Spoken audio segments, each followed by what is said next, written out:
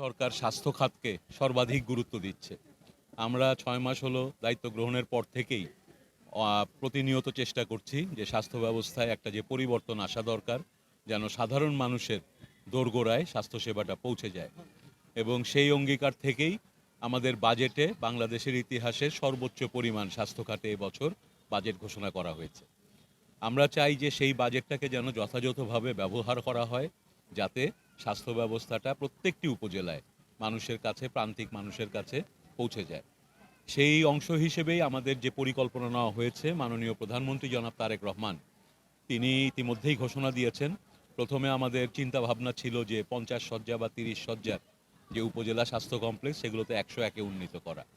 গতকাল একটি বৈঠক হয়েছে এবং সেখানে মাননীয় প্রধানমন্ত্রী ঘোষণা দিয়েছেন, আমরা সিদ্ধান্ত গ্রহণ করেছি যে প্রত্যেকটি উপজেলা হেলথ কমপ্লেক্স, অর্থাৎ এই সাভার উপজেলা কমপ্লেক্স 151 শয্যা বিশিষ্ট একটা পূর্ণাঙ্গ হাসপাতালে পরিণত হবে এবং সারা দেশেই প্রতিটা উপজেলা কমপ্লেক্সকে আমরা একটা মোটামুটিভাবে সুব্যবস্থা সম্পন্ন হাসপাতালে পরিণত করার চেষ্টা করছি। এই 151 শয্যা বিশিষ্ট হাসপাতালগুলোতে মেডিসিন, গাইনি, শিশু রোগ এগুলো তো থাকবেই, পাশাপাশি ধাপে ধাপে বিশেষায়িত সেবাগুলো আমরা উপজেলা পর্যায়ে নিয়ে যেতে চাই, যাতে মানুষ তার নিজের উপজেলাতেই অধিকাংশ রোগ ব্যাধির চিকিৎসা পায়। চাই স্বাস্থ্য ব্যবস্থাটাকে দ্রুত, যে অব্যবস্থাপনায় চলে গিয়েছিল বিগত সময়গুলোতে, আপনারা জানেন যে স্বাস্থ্য খাতে ব্যাপক দুর্নীতি হয়েছে, বিপুল পরিমাণ রাষ্ট্রীয় অর্থ অপচয় করা হয়েছে এবং ব্যবহার সঠিকভাবে হয়নি। ফলশ্রুতিতে আমরা সে অবস্থা থেকে বের করে আনতে গেলে হয়তো একটু সময় লাগবে। আমাদের সবাইকে ধৈর্য ধরে সহযোগিতা করতে হবে এবং সরকার, চিকিৎসক, জনপ্রতিনিধিরা আমরা সবাই মিলে স্বাস্থ্য ব্যবস্থার উন্নয়নে কাজ করছি। আমার বিশ্বাস ৬ মাস থেকে ১ বছরের মধ্যে আপনারা প্রান্তিক জনগোষ্ঠী আপনার নিজের এলাকায় উপজেলা স্বাস্থ্য কমপ্লেক্সে সার্বিক স্বাস্থ্য পরিস্থিতির ব্যাপক পরিবর্তন এবং অগ্রগতি দেখবেন বলে আমাদের বিশ্বাস। এই পাশেই আপনাদের হেলথ ম্যানেজমেন্ট ইনস্টিটিউট, আমি আজকে এখানে এসেছি এই ইনস্টিটিউটটা দেখতে। সেখানেও দেখেন দুর্নীতি, অব্যবস্থাপনা এবং অবহেলার একটা ছাপ। ২০২২ সালে এই বিল্ডিংগুলো তৈরি হয়েছে, আজকে ২০২৬ সালে, এই 4টি বছর এত সুন্দর করে বিল্ডিং তৈরি করে রাষ্ট্রের অর্থে, জনগণের অর্থে তৈরি করা হয়েছে, কিন্তু এই বিল্ডিংটাকে কোনো কাজে লাগানো হচ্ছে না। আজকে আমি সরেজমিন সেখানে দেখে আসলাম, সেখানে আমরা দ্রুতই ব্যবস্থা নেব। এই হেলথ ম্যানেজমেন্ট ইনস্টিটিউট সাভারে শুধু আপনাদের জন্য নয়, সারা বাংলাদেশের সমস্ত উপজেলা হেলথ কমপ্লেক্স, আমাদের সদর হাসপাতাল, সরকারি স্বাস্থ্যসেবা ব্যবস্থা যারা পরিচালনা করেন, 64 জেলায় আমাদের সিভিল সার্জন আছেন, আমাদের বিভাগীয় কর্মকর্তারা আছেন স্বাস্থ্যের, এবং উপজেলায় যারা দায়িত্বে থাকেন, এই সমস্ত ডাক্তারদেরকে আমরা ধাপে ধাপে ব্যবস্থাপনা অর্থাৎ ম্যানেজমেন্ট, হেলথ ম্যানেজমেন্টের উপরে এখানে প্রশিক্ষণ দেব, যাতে তারা প্রত্যেকটি উপজেলা হেলথ কমপ্লেক্সের যে বিপুল পরিমাণ অর্থায়ন ব্যবহার করা হবে, এটার বিল্ডিং তৈরি হবে, নতুন জনবল, ডাক্তাররা আসবেন, নার্সরা আসবেন, ওষুধের সাপ্লাই বাড়ানো হবে, সেটা যেন সঠিকভাবে ব্যবহার হয়।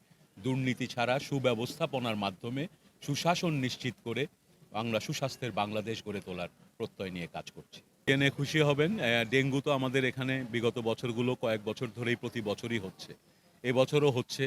আমরা ইতিমধ্যেই, শুধু এখন না, আরও প্রায় ১-১.৫ মাস আগে আমরা ডেঙ্গুর ব্যাপারে সতর্ক হয়েছি।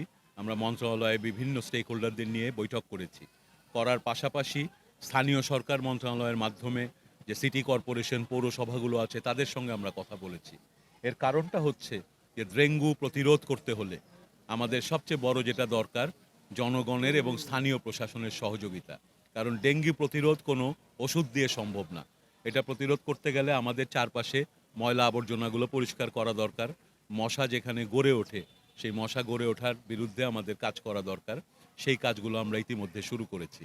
পাশাপাশি যাদের ডেঙ্গু হবে তারা যেন সঠিক সময়ে সঠিক চিকিৎসাটা পায়, এই কারণে আমরা আরও প্রায় ১ মাস আগে বাংলাদেশের মেডিসিনের ডাক্তার যারা আছেন, তাদের আছে সোসাইটি অফ মেডিসিন, তাদের সঙ্গে একটা উদ্যোগ নেওয়া হয়েছে সরকারের পক্ষ থেকে।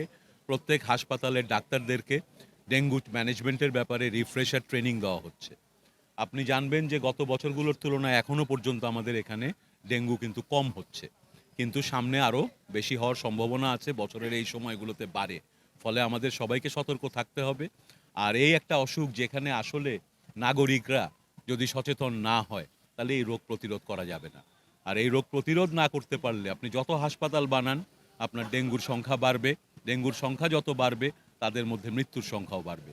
তাই এটা একটা সামাজিক আন্দোলন হিসেবে নিতে হবে। আমরা ইতিমধ্যেই কিন্তু প্রতি শনিবারে প্রত্যেকটি হাসপাতাল আমরা পরিষ্কার পরিচ্ছন্নতা করছি।